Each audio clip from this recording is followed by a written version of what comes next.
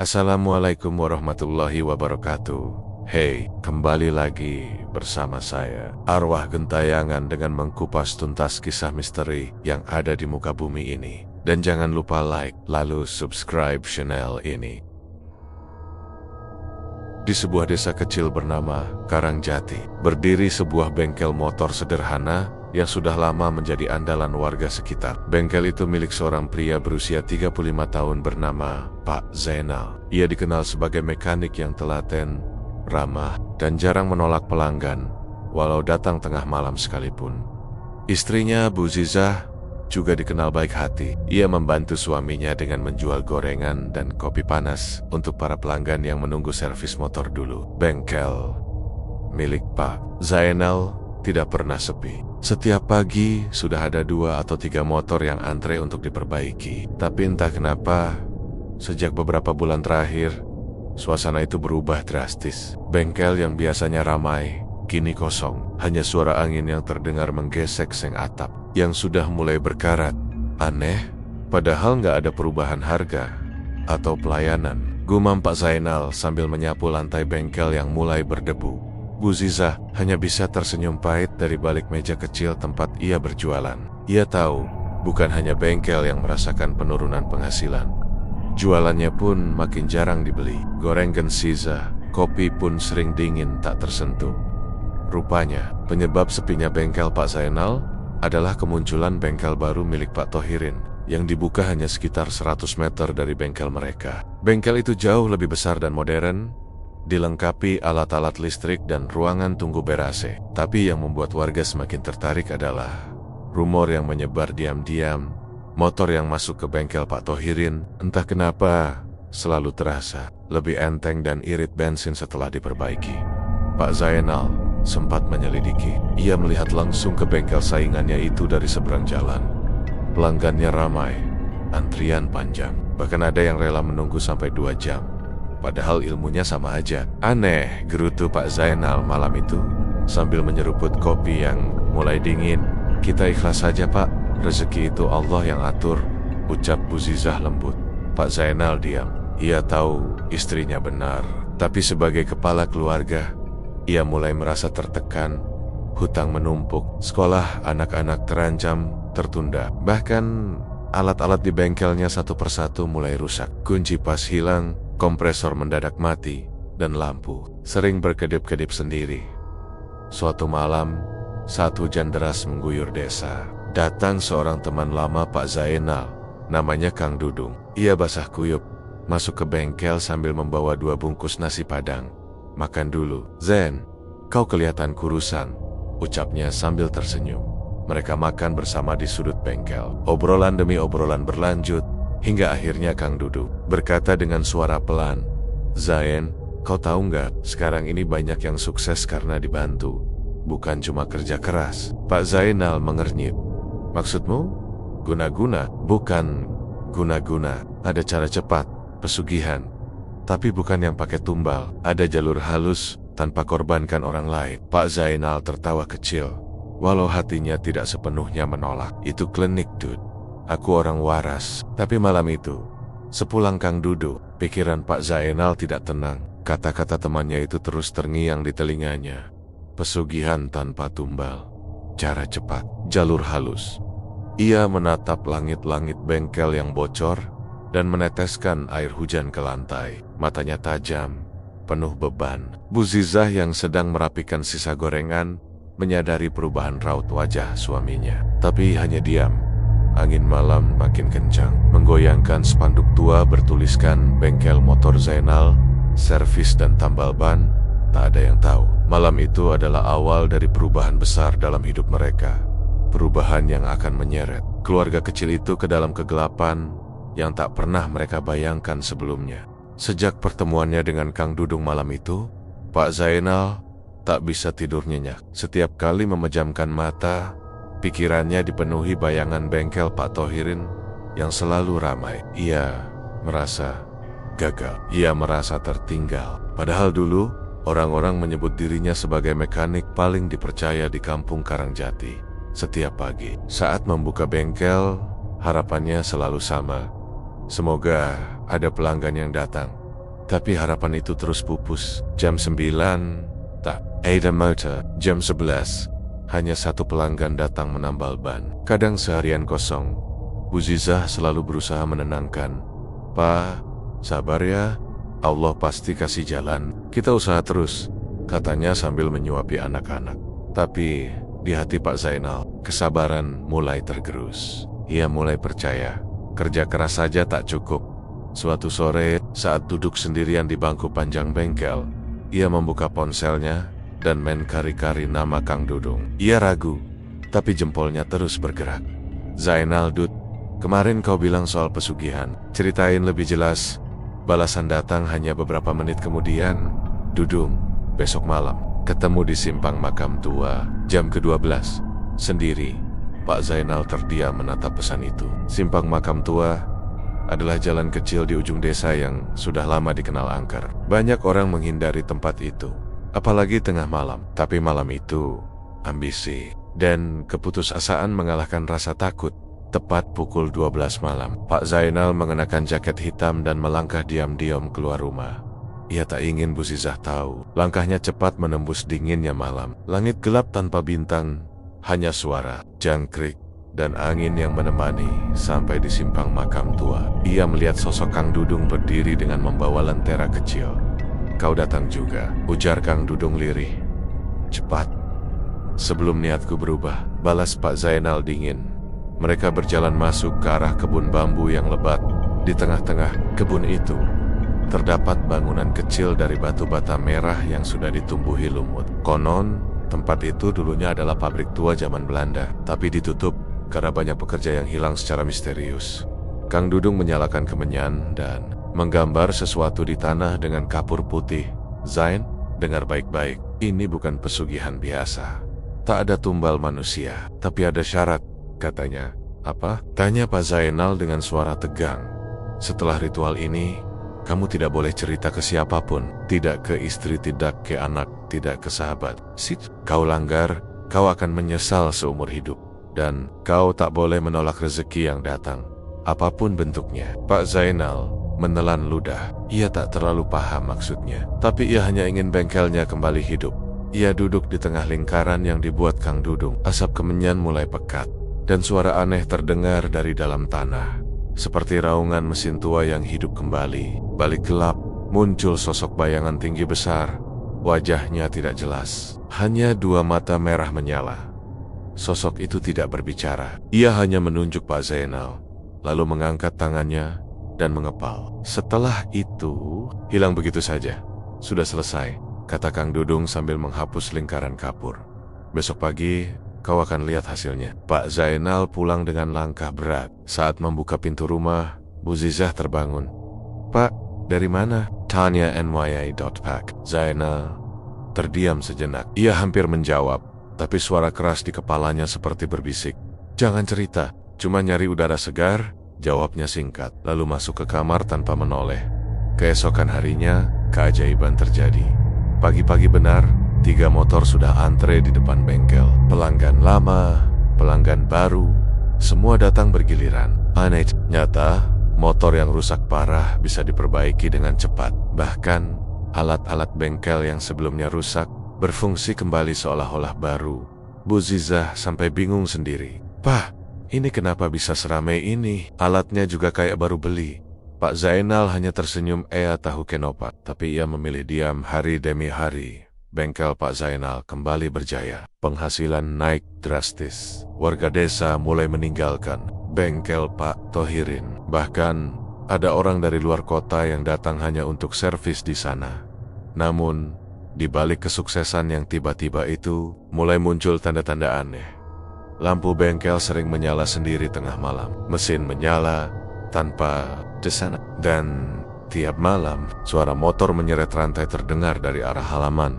Padahal tidak ada siapapun. Pak Zainal pura-pura tidak tahu. Ia hanya ingin menikmati hasil dari usaha barunya. Tapi ia tidak sadar, jalan yang dipilihnya itu mulai membuka pintu ke sesuatu yang jauh lebih gelap dari yang ia bayangkan. Sudah hampir 2 minggu sejak malam di kebun bambu itu. Dan benar saja, bengkel Pak Zainal kini kembali hidup. Tiap hari motor berdatangan tanpa henti, dari pagi sampai malam. Pak Zainal sampai harus menolak beberapa pelanggan karena kewalahan. Penduduk Karangjati mulai membicarakannya. Pak Zainal sekarang rezekinya numpuk lagi ya mas? Iya, padahal dulu sempat sepi banget, sekarang malah makin ramai dari dulu. Bu Zizah pun ikut merasa senang. Alhamdulillah, akhirnya usaha kita bangkit lagi ya Pak, ucapnya suatu malam saat mereka duduk di teras sambil minum teh hangat. Pak Zainal hanya mengangguk pelan. Senyumnya tipis, tapi matanya tampak menyimpan kegelisahan. Karena meski di siang hari bengkel itu ramai dan penuh canda tawa di malam hari, suasananya berubah mencekam. Lampu di bengkel sering menyala sendiri, padahal sudah dimatikan. Kansi, Pas, dan Obeng berpindah tempat tanpa alasan. Pernah, Bu Zizah melihat sekelibat bayangan hitam melintas di antara rak oli. Tapi ketika dicek, tidak ada siapa-siapa. Malam lain, tepat jam 2 pagi, terdengar suara motor tua menyala sendiri di depan bengkel. Padahal semua kendaraan sudah dimatikan dan dikunci. Suaranya serak, seperti suara motor zaman dulu yang sudah lama tidak dipakai. Ketika Pak Zainal keluar untuk mengecek, motor itu sudah tidak ada. Tapi bekas jejak oli hitam terlihat jelas di tanah. Bu Zizah mulai merasa tidak tenang. Pak, ini bukan hal biasa. Aku ngerasa kita diikutin sesuatu. Aku sering mimpi buruk, lihat sosok tinggi gelap duduk di atas kompresor bengkel. Katanya suatu pagi dengan wajah pucat, Pak Zainal pura-pura tidak mendengar. Ia sibuk memeriksa busi motor. Pelanggan, Pak. Jawab dong, desak Bu Zizah. Udahlah, jangan pikir yang aneh-aneh. Semua baik-baik aja. Fokus jualan aja, jawabnya ketus. Namun, kejadian-kejadian aneh itu makin sering terjadi. Anak-anak tetangga mulai takut lewat depan bengkel. Apalagi malam hari. Mereka bilang pernah melihat motor tanpa kepala keluar dari bengkel lalu hilang di tikungan. Yang lebih mengerikan, seekor kucing kampung tiba-tiba ditemukan mati menggantung di tiang bendera depan bengkel. Tidak ada yang tahu siapa pelakunya, dan tidak ada bekas jejak kaki. Darahnya menetes ke lantai, membentuk pola aneh seperti simbol lingkaran berpaku. Pak Zainal saat itu hanya diam. Ayai tahu, semua ini ada hubungannya dengan perjanjian malam itu. Tapi ia tetap bungkam, karena ia tahu pantangannya. Tidak boleh menceritakan pada siapapun. Tapi yang paling membuatnya merinding adalah saat ia bekerja sendirian malam hari, memperbaiki motor. Saat itu hujan deras, angin kencang menghempas spanduk bengkel, membuatnya robek sebagian. Tiba-tiba, listrik padam, bengkel gelap gulita. Hanya tersisa suara gemuruh hujan dan kilatan petir yang menyambar. Dalam gelap, ia mendengar suara seseorang, bukan sesuatu, berbisik dari pojok ruangan. Zainal, waktumu tinggal sedikit. Pak Zainal tersentak. Ia menoleh, tapi tak melihat apa-apa. Tangannya gemetar. Keringat dingin membasahi leher meski cuaca dingin. Ia cepat-cepat menutup pintu dan mematikan semua peralatan, lalu kembali ke rumah dengan langkah terburu-buru. Malam itu, ia tidak bisa tidur. Ia duduk termenung di ruang tamu, menatap dinding kosong. Tiba-tiba, suara telepon rumah berdering keras. Waktu menunjukkan jam 3:13 pagi. Dengan ragu, ia angkat. Halo, tak ada suara, hanya suara napas berat. Lalu, kau sudah melanggar batas. Telepon terputus. Suara itu bukan suara manusia biasa. Serak, dalam, dan membuat bulu kuduk meremang. Pak Zainal baru sadar. Ia sudah masuk terlalu dalam, dan meski tidak ada tumbal manusia seperti yang ia yakini di awal, pesugihan ini tetap menuntut bayaran. Dan sepertinya, bayaran itu mulai ditagih pelan-pelan. Beberapa hari setelah kejadian-kejadian aneh itu, Bu Zizah merasa ada yang benar-benar berubah dari suaminya. Pak Zainal makin pendiam, jarang mengobrol, dan wajahnya tampak murung, seolah memikul beban berat yang tak terlihat. Ayah juga mulai sering begadang sendirian di bengkel, bahkan saat tidak ada motor yang harus diperbaiki. Tak hanya itu, Bu Zizah juga mulai melihat hal-hal ganjil. Setiap malam Jumat Kliwon, Pak Zainal selalu keluar rumah diam-diam. Awalnya Bu Zizah pura-pura tidak tahu, tapi lama-lama rasa curiga mengalahkan diamnya. Aku ini istrimu, Pak. Tapi kenapa kau berubah? Tanya Bu Zizah satu malam setelah Pak Zainal pulang hampir subuh. Matanya sembab, tubuhnya bau asap kemenyan. Pak Zainal hanya menatap istrinya, lalu menjawab singkat, "Urus saja rumah. Aku tahu yang terbaik buat kita." Jawaban itu membuat hati Bu Zizah semakin hancur. Ia bukan istri yang cerewet, tapi ia tahu suaminya sedang menyimpan sesuatu yang sangat besar. Akhirnya, diam-diam, Bu Zizah mengikuti Pak Zainal suatu malam saat ia keluar rumah. Dengan mengenakan kerudung panjang dan sandal jepit, ia berjalan pelan di belakang suaminya. Jarak dijaga agar tidak ketahuan. Pak Zainal masuk ke jalan kecil yang menuju kebun bambu tempat angker yang selama ini dihindari warga. Di sana, dari balik semak-semak, Bu Zizah melihat sesuatu yang tak akan pernah bisa ia lupakan.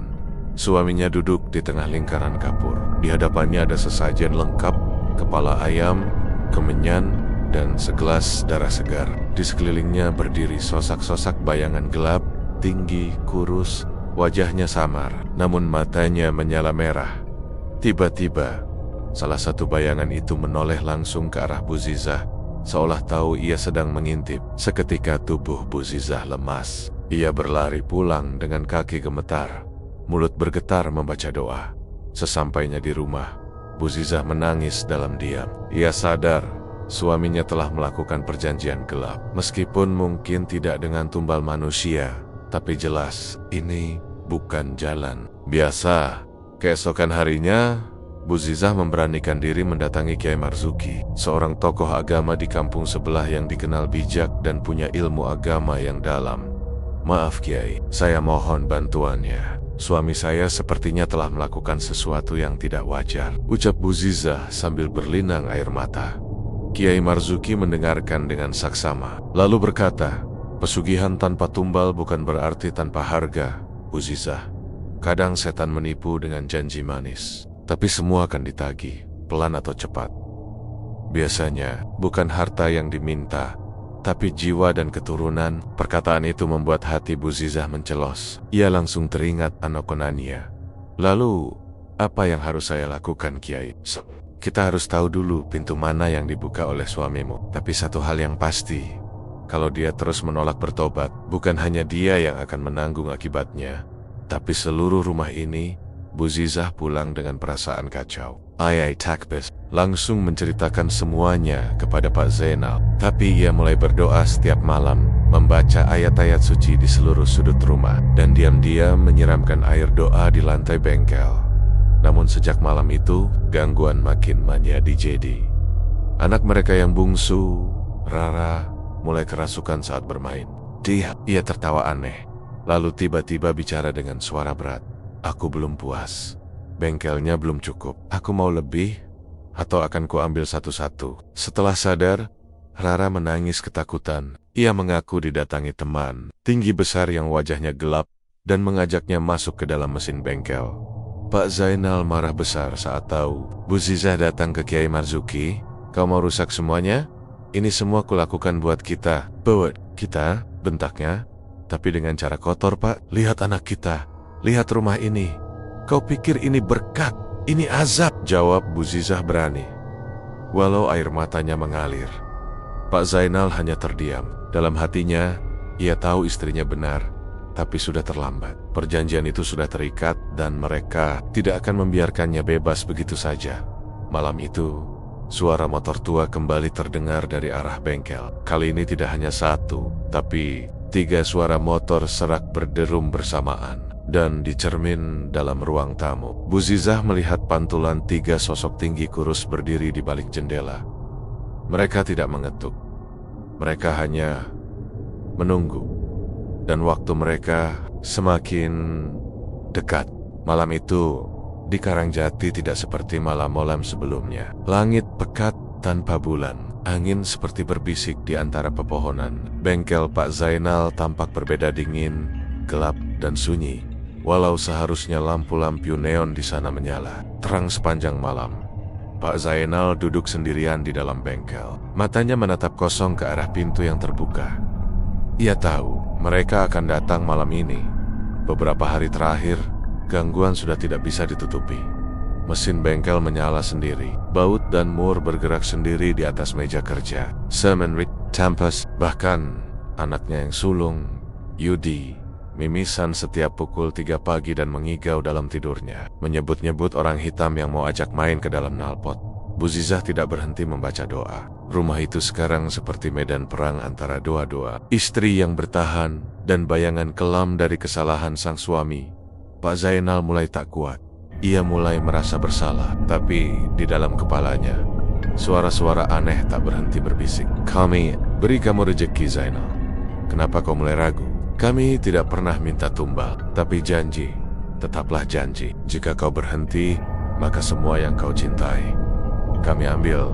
Pak Zainal memegangi kepalanya. Nafasnya berat. Keringat dingin mengalir dari pelipis, meski udara dingin menusuk. Ia menatap rak alat yang bergetar pelan sendiri. Palu bengkel jatuh dengan suara nyaring, seperti tanda dimulainya sesuatu. Lalu, tiba-tiba, semua lampu padam. Dari luar suara motor tua berderum pelan. 1, lalu 2, lalu 3. Suaranya serak. Bannya berbunyi seperti menyeret rantai besi. Pak Zainal berdiri dengan napas memburu. Ia tahu siapa yang datang. Tiba-tiba pintu bengkel terbuka dengan sendirinya. Angin dingin masuk menghantam wajahnya. Di depan pintu berdiri 3 sosok tinggi besar. Tubuhnya gelap pekat, dan dari wajahnya hanya terlihat mata merah menyala seperti bara. Mereka tidak berkata apa-apa, hanya berdiri, menatap. Sudah waktunya. Tiba-tiba terdengar teriakan dari dalam rumah. Suara Rara.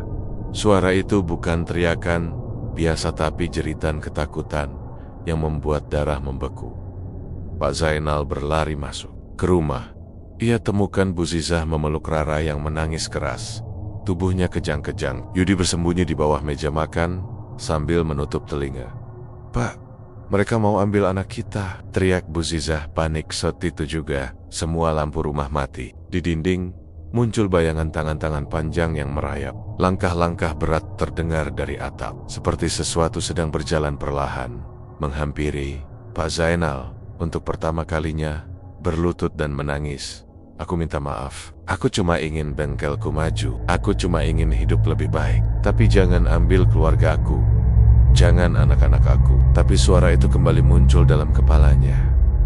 "Kami tidak ambil apa-apa. Kau yang memberi. Kau yang membuka pintu." Bu Zizah tak bisa lagi melihat suaminya seperti itu. Ia segera mengambil air doa yang disiapkannya sejak sore dan menyiramkannya ke arah bayangan yang mulai masuk lewat jendela. Jeritan keras terdengar. Bayangan itu mundur sejenak, seperti terbakar. Ruangan bergetar. Piring-piring pecah. "Saman, Malad!" Yudi berteriak sekuat tenaga saat satu tangan hitam mencoba menarik kakinya. Melihat itu, Pak Zainal berdiri dan berlari ke arah bengkel. Ia tahu satu-satunya cara menghentikan ini semua, memutus perjanjian dengan langkah berat. Ayai menggembel botol darah yang dulu digunakan dalam ritual. Lalu ia menumpahkannya ke lantai dan berteriak, "Aku cabut janji ini. Aku tolak semuanya. Aku tidak peduli bengkelku hancur. Ambil hartaku, ambil usahaku, tapi jangan ambil keluargaku." Tiba-tiba semua jadi sunyi, tak ada suara. Tak ada bayangan, tak ada teriakan. Seolah waktu berhenti sesaat. Lalu terdengar satu bisikan, "Baiklah, tapi ingat Zainal, semua yang datang dari kami akan kembali pada kami." Pagi harinya, warga menemukan bengkel Pak Zainal hangus terbakar. Tidak ada yang tahu penyebabnya. Tidak ada jejak kebakaran biasa, tapi lantai bekas ritual itu hitam legam seperti terbakar dari dalam. Pak Zainal selamat. Begitu juga Bu Zizah dan anak-anak. Tapi mereka kehilangan segalanya, alat, motor, bahkan tabungan hasil bengkel itu. Namun, satu hal yang pasti, mereka hidup. Dan mereka bebas. Sejak hari itu, keluarga Pak Zainal pindah ke desa lain. Mereka hidup sederhana, membuka warung kecil di pinggir jalan. Tak ada yang mewah, tapi mereka lebih tenang. Tak ada suara motor tua di malam hari. Tak ada bayangan hitam. Dan Pak Zainal tak pernah lagi menyentuh dunia mesin. Ia tahu, semua yang cepat datang juga cepat ditagih. Dan jalan pintas tak pernah benar-benar gratis. 2 bulan telah berlalu sejak kebakaran misterius itu. Keluarga Pak Zainal kini tinggal di sebuah desa kecil di pinggiran kota. Mereka hidup sederhana. Pak Zainal membuka warung tambal ban dan jualan bensin eceran. Sedangkan Bu Zizah membantu warga sekitar membuat kue dan jajanan pasar. Anak-anak mereka pun mulai tenang, kembali sekolah seperti biasa. Walau hidup serba pas-pasan, senyum mulai kembali ke wajah mereka. Tidak ada lagi suara bisikan di malam hari. Tidak ada mimpi buruk. Tidak ada bayangan hitam. Mereka percaya semua yang kelam sudah tertinggal di Karangjati. Namun, kehidupan damai itu mulai terusik saat Pak Zainal mendengar kabar dari seorang kenalan lama, Pak Jatmiko, tukang onderdil yang dulu sering memasok barang ke bengkelnya. "Zainal, kau dengar belum? Bengkelmu yang lama udah dibuka lagi sama Pak Tohirin," ucap Pak Jatmiko saat mampir membeli bensin. Pak Zainal tertegun. "Pak Tohirin? Iya, sejak kau pergi, dia jadi makin laris. Katanya, dia dapat berkah. Bengkelmu yang udah gosong itu sekarang bersih lagi." Padahal nggak ada yang ngebangun ulang. Pak Zainal merasa jantungnya berdegup kencang. Ia mengenal Pak Tohirin. Dulu mereka bersaing keras, dan saat bengkel miliknya bangkrut, Pak Tohirin torang-torangan senang. Bahkan sebelum peristiwa pesugihan, Pak Tohirin pernah menyindir, kalau mau kaya, jangan setengah-setengah. Mainnya harus di tempat yang gelap. Saat malam tiba, Pak Zainal termenung di depan warung kecilnya. Rasa penasaran bercampur. Was-was, ia menatap langit gelap, lalu berbisik, apa dia juga? Keesokan harinya, diam-diam, Pak Zainal memutuskan kembali ke Karangjati. Ia tidak memberitahu siapa-siapa, bahkan Bu Zizah. Ia hanya bilang akan membeli onderdil ke kota. Saat tiba di pinggir desa Karangjati, suasana masih seperti dulu. Tapi saat ia mendekati lokasi bengkelnya yang dulu, ia tertegun. Bangunan yang dulunya hangus dan hancur, kini tampak berdiri utuh, seperti sedia kala. Bahkan lebih bagus. Cat temboknya baru, alat-alatnya lengkap, dan yang mengejutkan, papan nama Zainal Motor masih terpajang. Tapi yang berdiri di dalamnya sekarang adalah Pak Tohirin. Ia sedang mengutak-atik motor sambil tertawa dengan seorang pelanggan. "Wah!" Zainal berdiri jauh, memperhatikan. Tiba-tiba, angin dingin berhembus dari arah bengkel. Dan di kaca jendela, Pak Zainal melihat bayangan hitam tinggi berdiri di belakang Pak Tohirin. Sosok yang sama, yang dulu membayangi dirinya. "Daesu, menggantikanmu," bisik suara misterius dari belakang. Pak Zainal menoleh cepat. Tak ada siapa-siapa. Tapi ia tahu, suara itu bukan halusinasi. Ia tahu, perjanjian itu tidak pernah benar-benar selesai. Ia hanya berhasil menyelamatkan diri. Tapi iblis itu masih lapar. Dan kini telah menemukan pengganti. Saat berjalan kembali, meninggalkan Karangjati, Pak Zainal berdoa dalam hati. Kali ini bukan untuk dirinya, tapi untuk Pak Tohirin. Karena ia tahu, sekali seseorang mencicipi jalan pesugihan, keluar tidak semudah masuk. Dan mereka yang berpikir pesugihan bisa dilakukan tanpa tumbal, belum tahu bahwa yang jadi tumbal bukan hanya nyawa tapi juga ketenangan, waras, dan keluarga. Seminggu setelah Pak Zainal kembali diam-diam ke Karangjati, kabar mulai menyebar. Bengkel lama yang dulu miliknya, yang katanya hangus terbakar, kini malah makin ramai. Motor-motor mengantri di depan. Beberapa warga bahkan bilang kalau bengkel itu bisa memperbaiki kerusakan parah yang tak bisa ditangani bengkel manapun. Dan yang mengelola bengkel itu sekarang adalah Pak Tohirin, pesaing lama Pak Zainal. Seorang pria yang dikenal keras kepala, licik, dan sangat ambisius. Sejak dulu, ia iri melihat kemajuan Pak Zainal, dan begitu Pak Zainal menghilang dari Karangjati, Pak Tohirin mengambil alih bengkel itu tanpa rasa bersalah. Awalnya, semua terlihat baik-baik saja. Penghasilan Pak Tohirin meningkat pesat. Dalam 2 minggu, ia sudah membeli mobil pickup baru, membeli rumah lebih besar, dan mempekerjakan 2 anak muda sebagai montir. Warga mulai menyebutnya juragan bengkel Karangjati. Tapi, sebagaimana semua cerita pesugihan, yang datang cepat, tidak pernah datang tanpa bayaran. Malam itu, Pak Tohirin duduk sendirian di ruang belakang bengkel, menghitung uang hasil kerja hari itu. Ia tersenyum puas. Tapi tiba-tiba, lampu rimeng-rimeng di ruangan itu berkedip pelan. Angin berhembus dingin. Dari jendela yang sebelumnya tertutup rapat, lalu terdengar suara mesin motor tua menyala. Dari dalam ruang bengkel, Padahal semua motor sudah mati dan dimatikan, Pak Thohirin berdiri.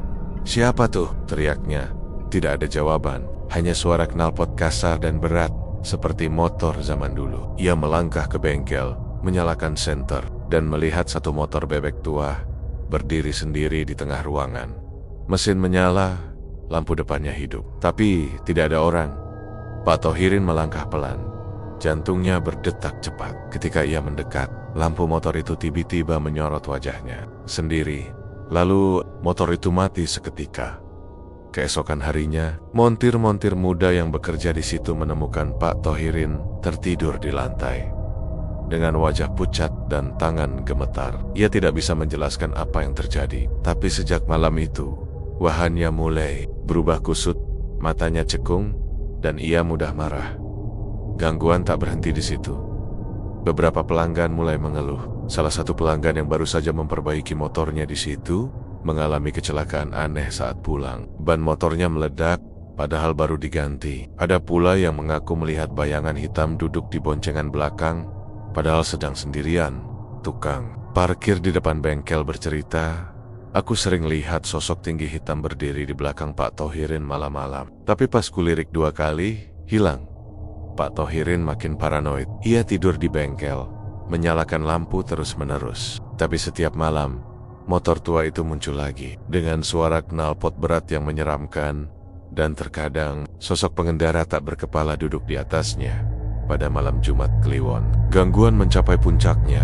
Pak Thohirin melihat darah menetes dari atap bengkel, jatuh tepat ke meja kasnya. Ia panik, mencoba mengelak, tapi darah itu terus muncul. Ia lari ke belakang untuk berwudu, tapi air keran berubah menjadi air hitam pekat berbau anyir.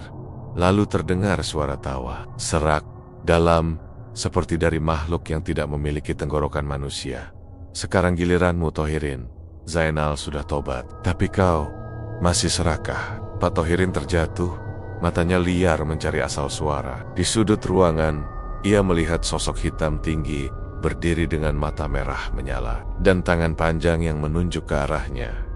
Keesokan paginya, warga menemukan Pak Thohirin terduduk di depan bengkel, tertawa sendiri, bajunya basah oleh air kencing, dan mulutnya terus menggumam tak jelas. Ia tak mengenali siapa-siapa, matanya kosong. Ia dilarikan ke rumah sakit jiwa. Bengkel yang baru direnovasi itu kembali ditutup. Dan yang paling mengerikan, malam hari setelah Pak Thohirin dibawa pergi, suara motor tua itu masih terdengar dari dalam bengkel kosong. Beberapa warga yang tinggal dekat mengaku mendengar suara tawab dan suara langkah rantai besi diseret pelan di lantai bengkel. Sejak saat itu, tak ada yang berani mendekat. Bengkel itu dianggap terkutuk, dan orang-orang mulai paham satu hal: pesugihan memang bisa tanpa tumbal manusia, tapi berarti tanpa korban. Kadang, korbannya adalah jiwa, waras, dan seluruh hidupmu. Angin malam di desa Karangjati berhembus lebih dingin dari biasanya. Sejak insiden gila Pak Thohirin yang kini dirawat di rumah sakit jiwa bengkel tua itu kembali sunyi. Tidak ada yang berani mendekat, bahkan sekadar melintasi jalan di depannya. Warga menyebutnya kini sebagai Bengkel Sitten. Namun, di balik ketakutan dan bisik-bisik warga, ada satu orang yang justru penasaran. Namanya Rehan, pemuda 26 tahun, keponakan jauh dari Pak Thohirin. Ia baru saja datang dari kota setelah mendengar kabar bahwa pamannya sakit dan meninggalkan aset bengkel yang tak lagi dijaga. Kalau nggak ada yang urus, kenapa nggak aku aja yang terusin, pikir Rehan. Ia tak percaya hal-hal mistis. Baginya, semua itu cuma cerita kampung. Ia kuliah di teknik mesin, dan yakin bengkel tua itu hanya butuh sentuhan modern dan sedikit pembersihan nama. Maka, dengan penuh percaya diri, Rehan datang ke Karangjati. Ia menemui kepala desa, menyampaikan niat mengambil alih bengkel yang lama. Beberapa orang tua desa mencoba menasihatinya agar jangan mekam-mekam, tapi Rehan menolak mentah-mentah. "Saya nggak takut setan. Yang penting saya kerja halal, cari rejeki," ucapnya mantap. Malam pertama ia tinggal di bengkel itu, Rehan membawa kasur lipat, senter, dan satu laptop. Ia mulai membersihkan ruangan, mengecat ulang sebagian tembok yang penuh jelaga hitam, dan menyingkirkan sisa-sisa alat lama yang berkarat. Ia bahkan berani tidur di ruangan belakang tempat Pak Thohirin dulu. Sering mendengar bisikan, Malam itu, semuanya terasa biasa. Hingga lewat pukul 2 pagi, saat Rehan hendak mematikan laptop dan tidur, lampu mendadak padam. Dari kejauhan, ia mendengar deru motor tua. Pelan, seperti suara rantai karatan. Rehan berpikir itu hanya motor warga lewat. Tapi suara itu terus mendekat. Bram, bram, klak, klak. Seperti suara motor berhenti tepat di depan pintu bengkel. Rehan membuka pintu perlahan kosong. Tidak ada siapapun. Namun, saat ia menoleh ke dalam bengkel, ia melihat sesuatu di lantai. Jejak lumpur berbentuk tapak sepatu dan bekas roda. Seolah ada motor masuk sendiri. Ia mulai merinding, tapi mencoba menenangkan diri. Mungkin cuma kebetulan, gumamnya.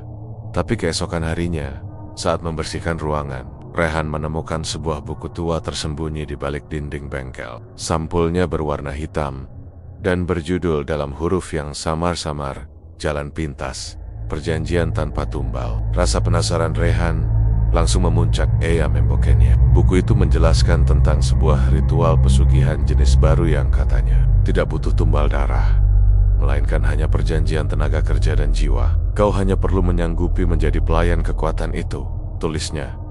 Sebagai imbalan, rezekimu akan deras. Tapi jika kau ingkar, maka tubuh dan pikiranmu akan dikembalikan ke dalam kegelapan. Rehan menutup buku itu pelan. Hatinya mulai goyah. Ia berpikir, mungkinkah Pak Zainal dan Pak Tohirin juga menemukan buku ini? Mungkinkah ini sumber semua kutukan? Saat itu juga, Rehan merasa ruangan jadi panas. Seolah-olah udara menjadi tebal dan menekan dadanya. Lalu dari pojok ruangan, tiba-tiba terdengar suara berat. Kau yang baru. Berani buka pintu, maka bersiaplah terikat waktu. Rehan menoleh. Kosong.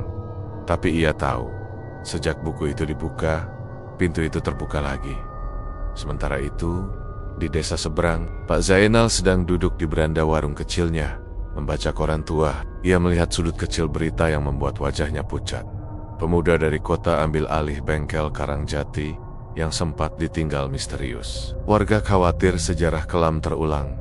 Pak Zainal berdiri tanpa bicara. Ia masuk ke rumah dan menatap Bu Zizah Zainal. Kenapa? Tanya istrinya. Pak Zainal menarik napas dalam. Bengkel itu belum selesai, Za. Bu Zizah langsung tahu maksudnya. Ia menggenggam tangan suaminya. Kalau kau mau ke sana lagi, jangan sendiri. Pak Zainal menatap jauh keluar rumah. Wajahnya serius. Aku harus nutup pintunya, Za. Kalau enggak, akan selalu ada orang baru yang dibisik untuk masuk. Malam di Karangjati kembali terasa mencekam. Langit mendung menggantung berat, seperti pertanda buruk. Angin berhembus pelan, tapi menusuk tulang. Di bengkel itu, Rehan duduk bersila di tengah ruangan.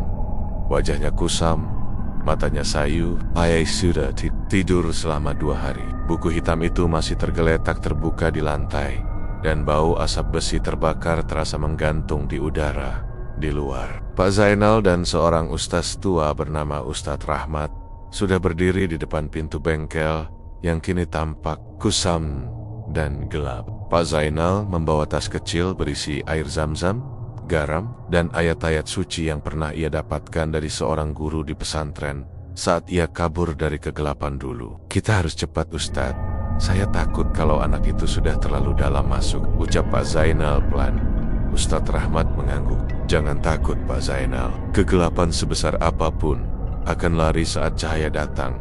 Mereka melangkah masuk, dan saat itu juga pintu bengkel tertutup dengan sendirinya di belakang mereka. Angin panas menerpa wajah mereka, dan suara dentuman besi terdengar dari segala arah. Di tengah bengkel, Rehan menoleh perlahan. Matanya merah, dan tubuhnya seperti kaku. Ia menatap Pak Zainal. Pak, mereka sudah di sini. Saya tidak bisa keluar. Mereka minta saya teruskan, gumamnya lirih. Pak Zainal melangkah cepat ke arahnya. Rehan, dengar, kau masih bisa keluar. Kau belum sepenuhnya terikat. Rehan menggeleng lemah. Tapi saya udah janji. Tiba-tiba, lantai bengkel bergetar. Lampu berkedip, dan dari balik dinding bengkel muncul asap hitam pekat membentuk sosok tinggi besar, bermata merah menyala. Sosok itu adalah makhluk yang dulu pernah membayangi Pak Zainal dan kini telah menemukan wadah baru dalam diri Rehan. Makhluk itu bicara dengan suara berat dan dalam. Zainal, kau kembali, tak ada yang bisa menutup pintu yang sudah kau buka. Dulu, Rehan milik kami sekarang. Seperti kau dulu, hampir jadi. Ustadz Rahmat membuka kitab kecilnya dan mulai melantunkan ayat-ayat Al-Quran dengan lantang. Air zam-zam disiramkan ke sekeliling bengkel, dan garam ditaburkan membentuk lingkaran. Makhluk itu meraung keras, membuat seluruh dinding bergetar. Rehan menggeliat kesakitan, menggenggam kepalanya sendiri. Panas, panas, berhenti, jangan teriakan itu, teriaknya keras. Pak Zainal mendekap Rehan dan berbisik di telinganya. Rehan, mereka menipu. Kaya dari jalan ini tidak akan pernah tenang. Dengarkan aku, kau harus melawan. Dengan air mata mengalir, Rehan akhirnya mendorong buku hitam itu menjauh dari tubuhnya. Saat itu pula, api kecil muncul dari buku tersebut. Buku itu terbakar dengan sendirinya, mengeluarkan suara jeritan menyakitkan. Makhluk hitam itu meraung. Tapi semakin Ustadz Rahmat membaca ayat-ayat suci, semakin wujud makhluk itu melemah, mengecil, lalu menghilang menjadi asap tipis yang terserap ke dalam tanah. Bengkel. Suasana mendadak sunyi. Rehan pingsan di pelukan Pak Zainal. Keringat dingin membasahi tubuhnya. Pagi menjelang, dan saat sinar matahari pertama menyentuh lantai bengkel, semua perabotan yang tadi ada hilang. Hanya lantai retak dan debu tebal yang tersisa. Bengkel itu kembali menjadi bangunan kosong. Yang mati, beberapa hari kemudian, Rehan sadar di rumah Pak Zainal. Ia lemah, tapi sadar sepenuhnya. Tidak lagi mendengar bisikan, tidak lagi bermimpi buruk. Ia menangis, menyesali keserakahannya. Saya cuma pengen hidup enak, Pak, tapi saya hampir kehilangan semua, ucapnya lirih. Pak Zainal tersenyum samar. Kau belum terlambat. Yang penting sekarang, jangan ulangi jalan itu. Rehan mengangguk.